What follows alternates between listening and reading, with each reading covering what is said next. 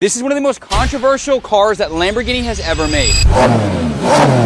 Now behind me here is a 2024 Lamborghini Revuelto, and at first glance this thing is an absolute alien machine. It looks like it was sent from outer space. Specifically, the spec on this car is absolutely gorgeous, and of course in Lamborghini fashion the doors still go up. Now this being a first year model car as well as a hybrid car, and it being a supercar borderline hypercar, there's going to be some issues. But multiple owners have reported that their Revueltos have been in the shop since they bought it for a couple months. Now I'm not sure if that's just some of the cars or all of the cars, and we've been lucky that this example behind us with 8,000 miles has not given an issue yet, and the previous owner also got lucky with no issues on this. But one interesting concept on this car is the idea of an open engine concept. As you can see, there is no back glass covering the block, and personally that's super confusing to me, because does that mean that you can't drive this car in the rain? Especially it being a hybrid, I'm assuming getting water back there is probably not the best idea. But whether you love it or hate it, there's one thing you cannot say about this car, and it's the fact that it looks ugly, because it is the most beautiful Lamborghini to date, in my opinion. Now, whoever built this car knew had a thing for green. You have green exterior, green seat belts, green stitching, and green piping on the seats. And if you look at the interior, you have a ton of dry carbon fiber all throughout the interior. Now, even though this car is a hybrid, it is still a V12. And with the mix of a V12 and it being hybrid, you have 1,001 horsepower. But it would be committing a literal crime if I had a 12-cylinder Lamborghini right here and I didn't start it up and rev it just a little bit. So let's do that right now. And how you start this car is actually different than the other Lamborghinis. Press start engine and the car is actually on. You'll notice it's extremely quiet because it's in full electric mode right now. But if we take this knob and we knock it over twice,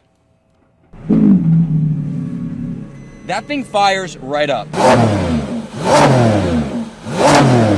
Now, knowing how good it looks, how good it performs, and how good it sounds, would you still roll the dice and buy one of these Revueltos, knowing you might have some issues with the vehicle? It seems like we got lucky with this one, but there's definitely other examples out there that aren't doing so well. Let me know what your thoughts are on the Revuelto. Comment it down below, and let's go.